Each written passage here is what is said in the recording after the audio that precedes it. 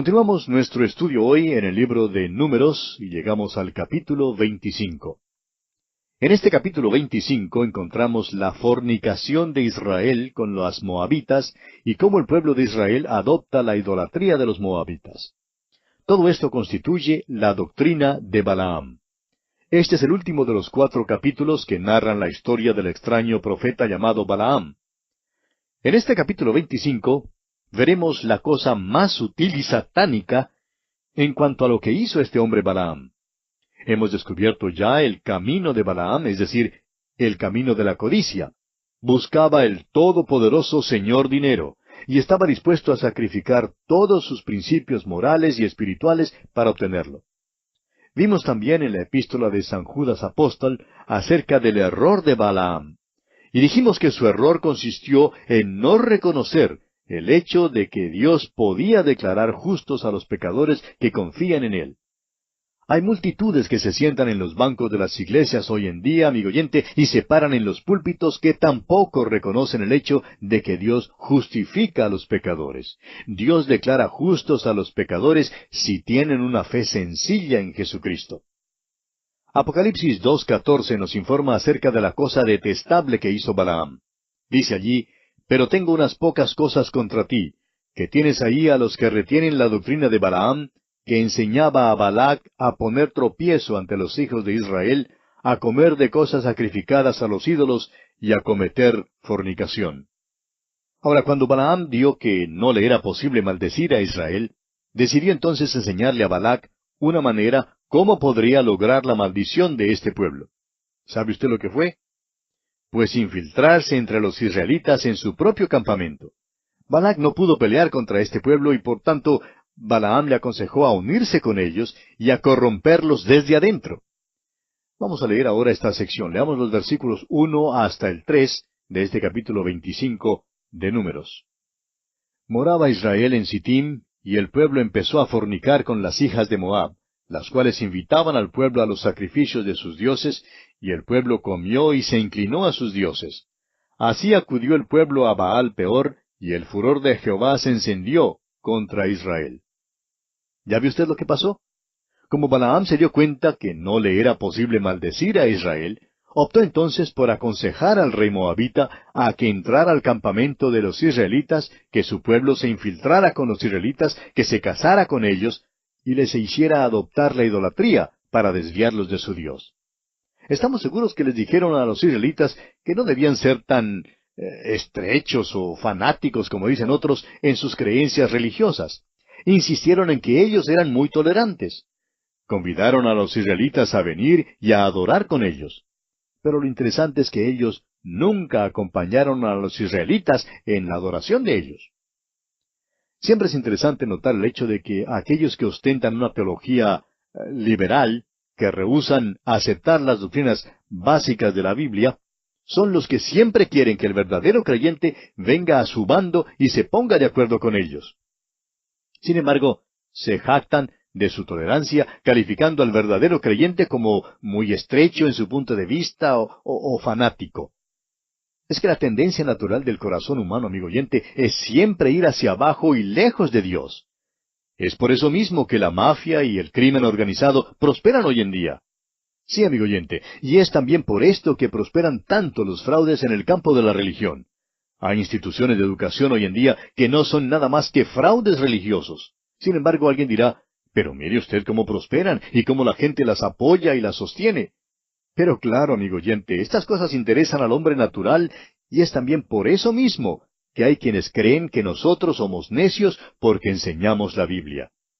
Alguien sugirió una vez al Dr. Magui, autor y director de estos estudios bíblicos, que usara otras cosas en el programa y le envió bosquejos y sugerencias para programas variados en los cuales presentara otra cosa en vez de la palabra de Dios. Es que, amigo oyente, siempre hay esa tendencia de presentar algo diferente a la palabra de Dios. Porque tales cosas, y vamos a ser francos con usted, amigo oyente, tales cosas prosperan. En nuestro caso, por ejemplo, operamos con poco dinero. Alguien dirá, parece que el Señor nos está abandonando porque tenemos solamente lo suficiente como para funcionar y nada más. Pero no, amigo oyente, no es así. Simplemente es la forma como las cosas ocurren hoy en día. Pues bien, el viejo Balaam sabía que podía corromper al pueblo de Israel organizando un fraude religioso. Él sabía que podía interesar y causar que los israelitas se volvieran a la adoración de Baal. Y eso fue exactamente lo que pasó. Continuemos con los versículos 4 y 5 de este capítulo 25 de Números. Y Jehová dijo a Moisés, Toma a todos los príncipes del pueblo, y ahórcalos ante Jehová delante del sol, y el ardor de la ira de Jehová se apartará de Israel. Entonces Moisés dijo a los jueces de Israel, Matad cada uno a aquellos de los vuestros que se han juntado con Baal Peor. Usted dirá que este es un remedio bastante extremo, y en verdad lo es. ¿Y sabe por qué, amigo oyente? Porque la enfermedad era fatal. Podía apartar a un hombre de Dios y enviarlo al infierno. Por eso Dios obró con misericordia para salvar a la nación de Israel. Veamos ahora los versículos 6 al 8. Y he aquí un varón de los hijos de Israel vino y trajo un madianita a sus hermanos, a ojos de Moisés y de toda la congregación de los hijos de Israel, mientras lloraban ellos a la puerta del tabernáculo de reunión. Y lo vio Finés, hijo de Eleazar, hijo del sacerdote Aarón, y se levantó de en medio de la congregación, y tomó una lanza en su mano, y fue tras el varón de Israel a la tienda, y los alanceó a ambos, al varón de Israel y a la mujer por su vientre, y cesó la mortandad de los hijos de Israel. Vemos aquí que aparece alguien sin escrúpulo alguno y viola abiertamente la ley de Dios, aun en medio de la mortandad que tal acción ya comenzaba a producir. Interviene entonces un hombre valiente y decidido, dispuesto a seguir a Dios, y según el versículo 8, debido a su acción, cesó la mortandad de los hijos de Israel. Pero pasemos al versículo siguiente, donde las cifras indican lo terrible que fue esta matanza. Versículo 9 del capítulo 25 de Números dice, y murieron de aquella mortandad 24,000. Como usted ve, amigo oyente, de esta manera Balaam consiguió maldecir a Israel. Esta es la doctrina de Balaam que entró en el campamento de Israel. Y el Señor nos dice en el libro de Apocalipsis que esa misma doctrina puede entrar en la iglesia y que hoy en día está en la iglesia. No se puede dañar al pueblo ni a la iglesia de Dios desde afuera. La iglesia nunca ha sido dañada desde afuera. En la iglesia de Pérgamo, por ejemplo, según dice Apocalipsis 2:14, el mundo entró como una inundación y el diablo se asoció con la iglesia. Fue lo mismo que Balaam hizo con Israel. Este es un gran principio que es pertinente a todas las relaciones entre el creyente en Cristo y el mundo que le rodea. Después de la Segunda Guerra Mundial, los Estados Unidos colocaron bases de proyectiles en todas partes. Hacía todo lo posible por mantener afuera al enemigo. Pero ¿qué pasó? El país comenzó a decaer desde adentro. Vino un decaimiento moral tal como nunca se haya visto. Hoy en día, los revolucionarios están dentro de la nación, la están destruyendo desde adentro, amigo oyente. Roma, por ejemplo, no cayó desde afuera. Ningún enemigo de afuera pudo destruir a Roma, pero Roma cayó desde adentro. Y creemos que eso es cierto también en cuanto a la iglesia. No puede ser dañada desde afuera, sino desde adentro. ¿No se ha fijado usted que el Señor Jesucristo fue traicionado desde adentro? No fue por un soldado romano. El que lo traicionó fue uno de sus propios apóstoles. Fue su propia nación que le entregó a Roma para ser crucificado. Jesús siempre fue traicionado desde adentro. Y eso todavía ocurre hoy en día. Bueno, esta es la doctrina de Balaam, y como lo hemos visto, es una doctrina condenable. Y ahora para concluir, leamos los versículos 10 al 18 de este capítulo 25 de Números. Entonces Jehová habló a Moisés diciendo, Finés, hijo de Eleazar, hijo del sacerdote Aarón, ha hecho apartar mi furor de los hijos de Israel, llevado de celo entre ellos, por lo cual yo no he consumido en mi celo a los hijos de Israel. Por tanto diles, he aquí yo establezco mi pacto de paz con él, y tendrá él y su descendencia después de él el pacto del sacerdocio perpetuo, por cuanto tuvo celo por su Dios e hizo expiación por los hijos de Israel. Y el nombre del varón que fue muerto con la madianita era Simri, hijo de Salu, jefe de una familia de la tribu de Simeón. Y el nombre de la mujer madianita muerta era Cosbi, hija de Sur, príncipe de pueblos, padre de familia en Madián. Y Jehová habló a Moisés diciendo, Hostigad a los madianitas y heridlos, por cuanto ellos os afligieron a vosotros con sus ardides con que os han engañado en lo tocante a Baal Peor, y en lo tocante a Cosbi, hija del príncipe de Madián, su hermana, la cual fue muerta el día de la mortandad, por causa de Baal Peor. Vemos pues aquí que el pacto del sacerdocio es establecido con Finés, hijo de Eleazar, hijo de Aarón el sacerdote. El Señor le manda entonces a Moisés a hostigar a los madianitas y a darles muerte. Y así concluye este capítulo 25 de Números. Llegamos ahora al capítulo 26. En este capítulo 26 tenemos el censo de la nueva generación, es decir, de los nacidos en el desierto. Este es el principio de una nueva sección en el libro de Números. Tenemos aquí una nueva generación que se está preparando para entrar en la tierra prometida. Esta sección se extiende del capítulo 26 hasta el capítulo 36, o sea, hasta el final del libro de Números. Y pasaremos más bien deprisa por el resto del libro de Números. Tenemos aquí en el capítulo 26 de Números que el número de los israelitas ha descendido, debido a la gran mortandad acaecida al pueblo de Israel por su rebelión y pecado durante su marcha en el desierto. No vamos a tomar el tiempo para detallar el censo de cada una de las tribus, pero si usted lee todo el capítulo 26, notará que se ha reducido el total de los habitantes desde el primer censo. Por ejemplo, vemos el caso de los de la tribu de Rubén mencionados en el versículo 7 de este capítulo 26. Leamos. Estas son las familias de los rubenitas, y fueron contados de ellas 43,730. Ahora, si usted vuelve al primer censo allá en el primer capítulo, notará, según el versículo 21, que los contados de la tribu de Rubén fueron 46,500. Los contaron 40 años antes, cuando comenzaron su marcha en el desierto, y había 3,000 personas más que ahora. Si quiere puede ir pasando por la lista y notará que hay una reducción similar que se ve en todas las tribus. En el versículo 51 de este capítulo 26 de Números, por ejemplo, dice, estos son los contados de los hijos de Israel, 601,630. Ahora, si lo comparamos con Números capítulo 1, versículo 46, donde dice que había 603,550, notamos que hay una pérdida neta de 1,820 habitantes en comparación al censo que se había efectuado 40 años antes. Usted recordará que Dios había dicho, fructificad y multiplicaos. Cuando Dios les estaba bendiciendo, ellos se multiplicaban. Pero su extravío por el desierto revela que estaban fuera de la voluntad de Dios. En lugar de crecer en número, decrecían. La vieja generación murió en el desierto, así como Dios les había dicho que morirían. Esa generación no podría entrar en la tierra prometida. Los versículos 64 y 65 de este capítulo 26 de Números dicen, y entre estos ninguno hubo de los contados por Moisés y el sacerdote Aarón, quienes contaron a los hijos de Israel en el desierto de Sinaí.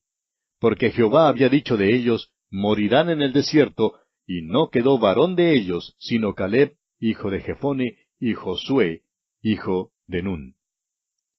Esta es ahora la nueva generación.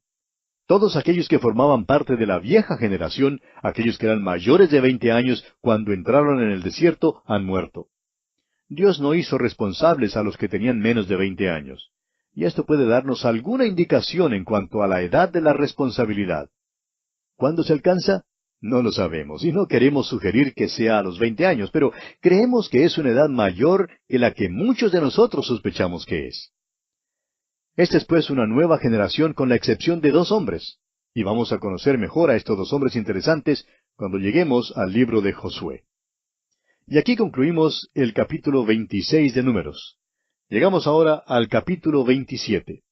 En este capítulo 27 encontramos el lugar de la mujer bajo la ley y a Josué designado como sucesor de Moisés. Estamos en la sección final del libro de Números que hemos llamado una nueva generación. Vimos ya que cuando se tomó el censo, Josué y Caleb eran los únicos que habían sido contados en el primer censo. En otras palabras, todos los que durante el primer censo tenían 20 años o más murieron en aquel período de 40 años. Fueron años duros y la vida muy difícil en el desierto, y todos los mayores de 20 años perecieron. Tenemos entonces ahora una nueva generación, y esta nueva generación tendrá también nuevos problemas. Es mucho lo que se escucha hoy en día en cuanto a la brecha entre las generaciones, y creemos que realmente esto se ha exagerado demasiado. Siempre ha sido difícil que una generación entienda a la otra generación porque cada generación enfrenta sus propios problemas particulares. Es muy interesante lo que alguien ha expresado en cuanto a esto de la brecha entre las generaciones de la manera siguiente. Cuando uno es joven, critica a la vieja generación, y al llegar a viejo, critica a la nueva generación. Y parece que así es la naturaleza humana, amigo oyente. Bueno, llegamos ahora al capítulo 27 de este libro de Números, y tenemos como tema aquí el lugar de la mujer bajo la ley. Este es un capítulo extraordinario porque presenta un nuevo problema. En realidad Moisés no sabía qué hacer. Tuvo que acudir directamente al Señor porque, según las leyes de las otras naciones, las mujeres simplemente no valían nada. El hecho es que las trataban como propiedades o enseres. Veamos entonces el versículo 1 que describe junto con los versículos 2 al 5 el problema. Vinieron las hijas de Zelofead, hijo de Efer, hijo de Galaad, hijo de Maquir, hijo de Manasés, de las familias de Manasés, hijo de José, los nombres de las cuales eran Maala, Noa, Ogla, Milca y Tirsa. Y aquí solo quisiéramos decir que, si es que le han nacido muchas hijas a usted, amigo oyente, y se le han agotado los nombres para ponerles, pues aquí tiene usted una lista de nombres que bien puede utilizar. Vea usted, Maala, Noa, Ogla, Milca y Tirsa. Estas eran las hijas de Zelofead, aquí en este capítulo 27 de Números. Continuemos pues ahora con los versículos 2 al 5. Y se presentaron delante de Moisés y delante del sacerdote Eleazar, y delante de los príncipes, y de toda la congregación, a la puerta del tabernáculo de reunión, y dijeron, Nuestro padre murió en el desierto, y él no estuvo en la compañía de los que se juntaron contra Jehová en el grupo de Coré, sino que en su propio pecado murió, y no tuvo hijos. ¿Por qué será quitado el nombre de nuestro padre de entre su familia, por no haber tenido hijo? Danos heredad entre los hermanos de nuestro padre. Y Moisés llevó su causa delante de Jehová. Es fácil ver el problema. Este hombre, Zelofead, murió en el desierto. Tenía 5 hijas, pero no tuvo ningún hijo varón. Según la ley de aquel entonces y según la ley mosaica, parecía que sólo eran los hijos varones quienes podían heredar una propiedad. Al parecer, las mujeres simplemente se excluían. Por otra parte, era cierto que las leyes de las otras naciones sí las excluían. Consideraban que las mujeres no valían nada. ¿Qué pueden hacer entonces? Bueno, estas hijas de Zelofead parece que eran bastante emprendedoras. Pero dejaremos el caso para considerarlo en nuestro próximo programa, Dios mediante, porque nuestro tiempo se ha agotado.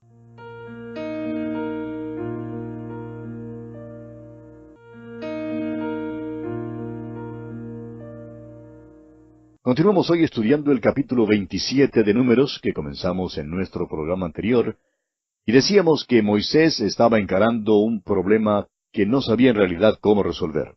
Por tanto, tuvo que acudir directamente al Señor. Ahora, el problema era que Zelofead había muerto en el desierto, junto con la generación vieja, y había dejado 5 hijas, pero no tenía ningún hijo varón.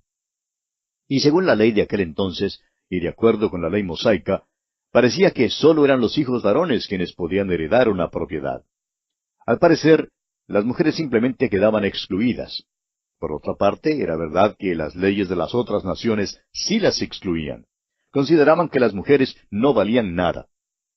¿Qué van a hacer entonces? Bueno, estas hijas de Zelofead parece que eran bastante emprendedoras. De modo que se dirigen a Moisés y le piden que les dé heredad entre los hermanos de su padre. Se oye mucho hoy en día hablar en cuanto al feminismo y la emancipación de la mujer. Y en verdad la Biblia misma tiene mucho que decir en cuanto a los derechos de la mujer. Hay quienes han tratado de hablar en contra de la Biblia, diciendo que es un libro que favorece siempre al hombre a expensas de las mujeres. Pero por más que leemos la Biblia, vemos que la palabra de Dios le da a las mujeres sus derechos y deben ejercerlos. Un versículo clave en cuanto a este asunto lo tenemos en la epístola a los Gálatas, capítulo 3, versículo 28, donde el apóstol Pablo, por inspiración divina, dice que en Cristo no hay varón ni mujer, porque todos vosotros sois uno en Cristo Jesús. Volviendo ahora al pasaje en cuestión aquí en Números capítulo 27, vemos que Moisés realmente no sabía qué hacer. Por eso decidió llevar su causa delante del Señor. Moisés simplemente tuvo que decir, bueno, niñas, yo no sé qué decir. Sí, veo que tienen ustedes una causa justa, pero según las leyes y las costumbres del día, es cierto que no van a heredar nada. Ahora veamos qué es lo que Dios responde a Moisés. Leamos los versículos 6 y 7 de este capítulo 27 de Números. Y Jehová respondió a Moisés diciendo, bien dicen las hijas de Zelofead, les darás la posesión de una heredad entre los hermanos de su padre, y traspasarás la heredad de su padre a ellas. Vemos aquí que sin duda alguna, Dios respalda los derechos femeninos. Esta es una de las leyes más extraordinarias imaginables. Vivimos en un día cuando la discusión en cuanto a los derechos femeninos es muy común, y es muy difícil para nosotros colocarnos en los tiempos cuando trataban a las mujeres como propiedades o bienes. En realidad, las trataban casi como animales. Pero lo peor es que esto todavía ocurre en ciertos lugares del mundo. Hay algunos misioneros que trabajan en algunas tribus indígenas bastante primitivas, y ellos cuentan que, según la costumbre de algunas de estas tribus, las muchachitas son vendidas a los hombres aún antes de cumplir los 10 años. También acostumbran cambiarlas como uno cambiaría un animal por otro. La mujer de hoy en día debe dar gracias por la palabra de Dios, porque es la Biblia la que primero dio a las mujeres sus derechos debidos. Creemos que lo que dice el versículo 7 aquí en el capítulo 27 de Números es una cosa maravillosa. Escuche usted, dice, bien dicen las hijas de Zelofead, les darás la posesión de una heredad entre los hermanos de su padre, y traspasarás la heredad de su padre a ellas. Ahora, basándose en ese caso, Dios les da un principio de conducta y una ley. Esto lo vemos ahora en los versículos 8 al 11. Leamos estos versículos. Y a los hijos de Israel hablarás diciendo, cuando alguno muriere sin hijos, traspasaréis su herencia a su hija. Si no tuviere hija, daréis su herencia a sus hermanos. Y si no tuviere hermanos, daréis su herencia a los hermanos de su padre. Y si su padre no tuviere hermanos, daréis su herencia a su pariente más cercano de su linaje, y de éste será. Y para los hijos de Israel, esto será por estatuto de derecho, como Jehová mandó a Moisés. Recuerde, amigo oyente, que esto sucedió alrededor de 1500 años antes de que Cristo viniera al mundo. Y es por esto que tenemos que decir que admiramos el carácter audaz y emprendedor de estas mujeres, y también admiramos la fe de estas mujeres, pues debe haber sido maravillosa. El escritor a los Hebreos nos dice en el capítulo 11 de su carta, versículo 6, que sin fe es imposible agradar a Dios, porque es necesario que el que se acerca a Dios crea que le hay, y que es galardonador de los que le buscan. Estamos seguros que éstas eran mujeres de fe. Vivieron con fe, y por fe Dios les dio su heredad. Realmente no había ninguna ley entonces que declarara que ellas podían heredar la tierra. De modo que la fe era el único recurso que tenían las 5 hijas de Zelofead cuando solicitaron la posesión de la heredad de su padre. No era la costumbre del día, ni había ley escrita declarando que podían obtenerla. Por eso la pidieron con fe. Y hay una maravillosa lección para nosotros hoy en día, amigo oyente. La Biblia dice en Efesios 1, versículo 3, que Dios nos bendijo con toda bendición espiritual en los lugares celestiales en Cristo. Estamos seguros que Dios nos oye y nos contesta, no solo en cuanto a las bendiciones espirituales, sino también en cuanto a las cosas materiales. Creemos que la mayoría de nosotros somos más o menos mendigos porque no nos acercamos a Dios como sus hijos, hijos de Dios, para pedirle lo que deseamos. Dios quiere ser bueno con nosotros. Pero según el apóstol Santiago lo dice en el capítulo 4 de su carta, versículos 2 y 3, no tenemos lo que deseamos porque no pedimos. Pedimos y no recibimos porque pedimos mal para gastar en nuestros propios deleites. Estas mujeres, pues, vinieron en la simplicidad de la fe y pidieron la posesión que era de su padre. Hoy en día nosotros tenemos posesiones espirituales. Pidámoslas a Dios entonces. Digámosle a nuestro Padre Celestial que queremos nuestra heredad que nos corresponde y que queremos tener estas bendiciones espirituales. Él nos quiere bendecir, amigo oyente. ¡Cuán maravilloso es esto! Pasamos ahora a un tema totalmente diferente que es tratado en la segunda mitad de este capítulo. Es como un traspaso del mando, o por lo menos los preparativos para designar a un sucesor de Moisés, quien ahora debe prepararse para la muerte.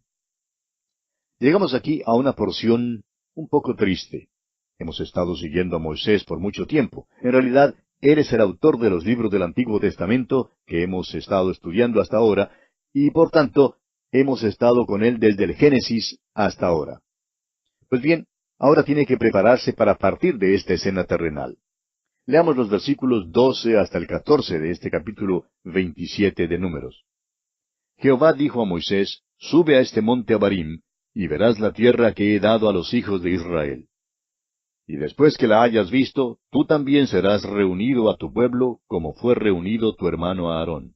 Pues fuisteis rebeldes a mi mandamiento en el desierto de Sin, en la rencilla de la congregación, no santificándome en las aguas a ojos de ellos. Estas son las aguas de la rencilla de Cades, en el desierto de Sin. ¿Se acuerda usted de esa escena, amigo oyente? Es una referencia al caso en que Moisés golpeó 2 veces esa peña, después que Dios le había dicho que le hablara. Moisés se enojó y no obedeció a Dios. Esta peña era un tipo de Cristo y Moisés no protegió el significado de aquel tipo cuando desobedeció a Dios. Cristo fue herido una sola vez por nosotros. Hoy en día eso provee el agua viva para nosotros. Y porque Moisés desobedeció en algo de tanta importancia, pues solo puede mirar la tierra y no se le permite entrar en ella. El doctor Magee, autor de estos estudios bíblicos, nos cuenta que cuando él era profesor en el seminario, solía hacerle algunas preguntas capciosas a sus estudiantes.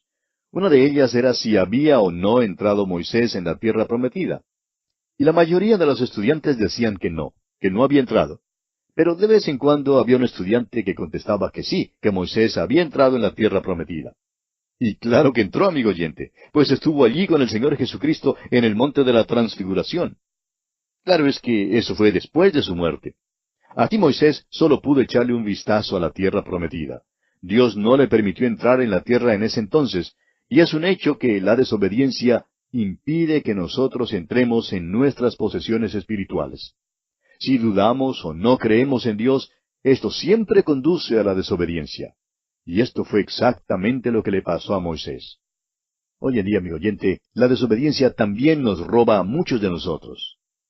Veamos ahora cómo es escogido el sucesor de Moisés. Leamos los versículos 15 hasta el 19 de este capítulo 27 de Números.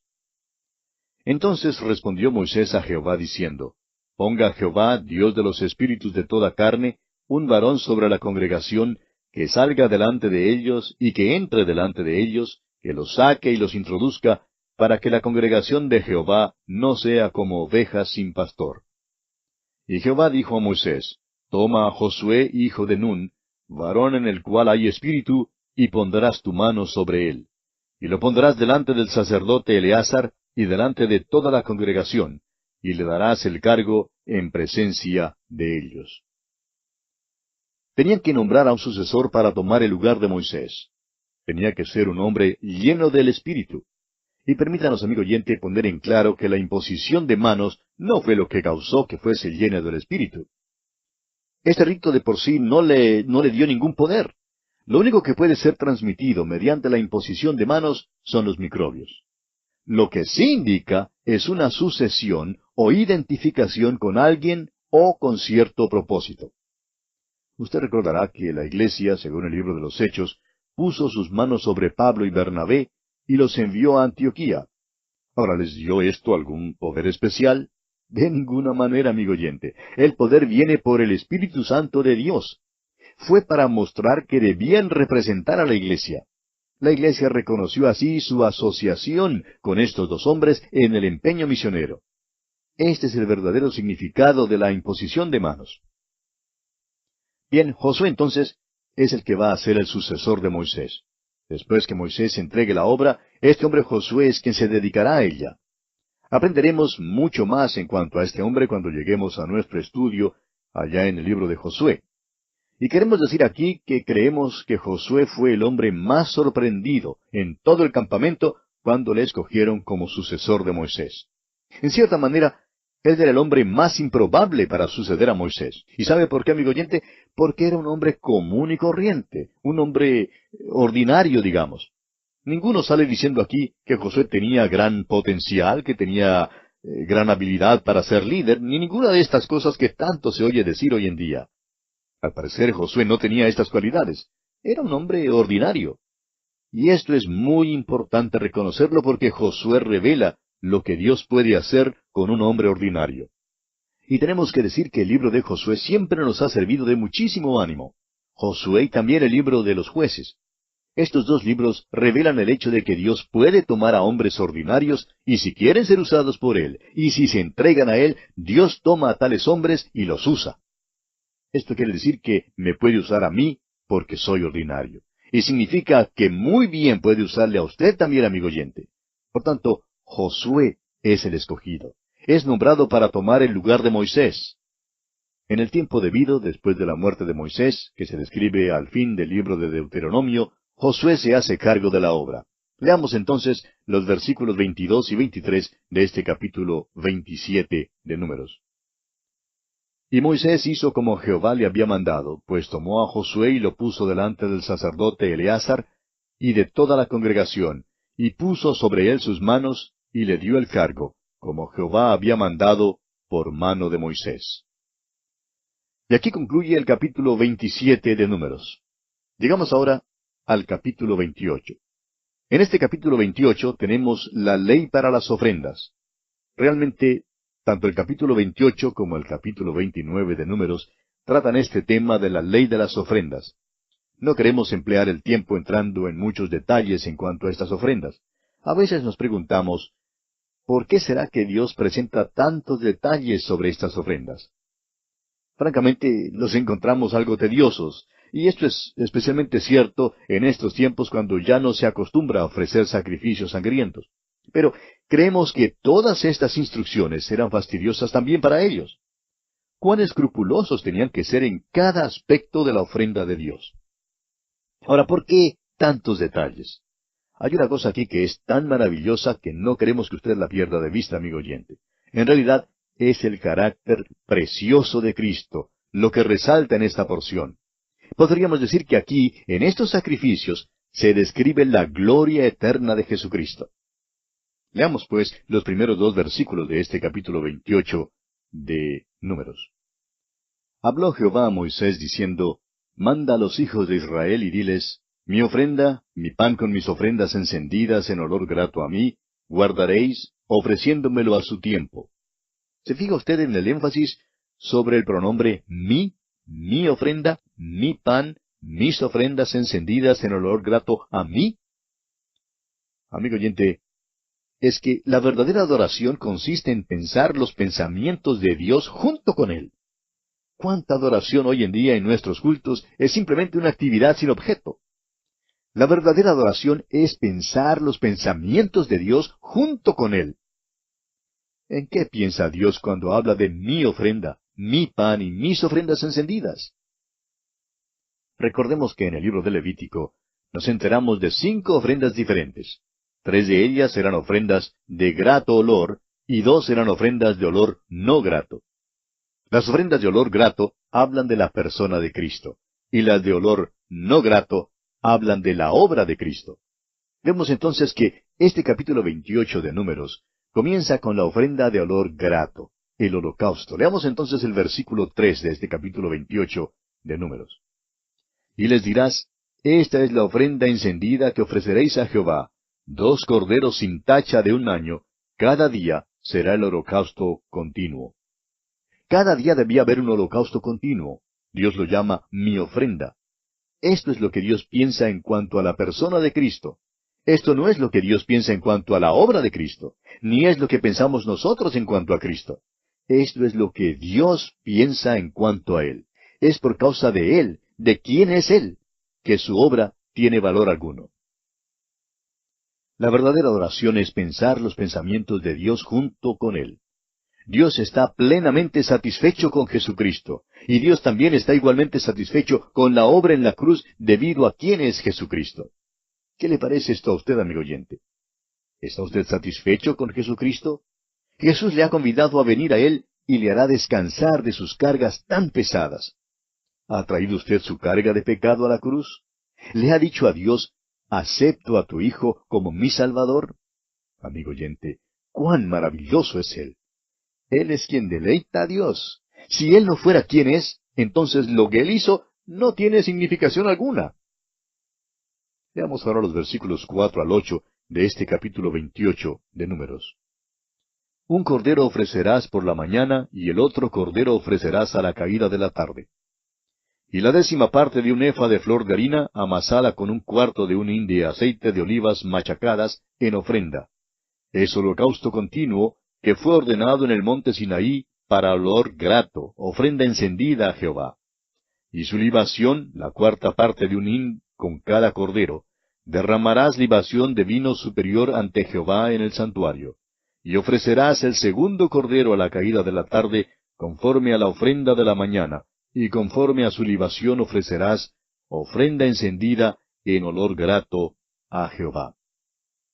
Usted recordará que todo el holocausto era ofrecido a Dios. Todo el holocausto subía. La libación subía en humo a Dios. Esto es realmente lo que Dios halla en Cristo. ¡Cuán precioso es Cristo ante Dios! Esta ofrenda, pues, debía ser ofrecida todos los días por la mañana y por la noche. Un holocausto continuo en olor grato a Dios.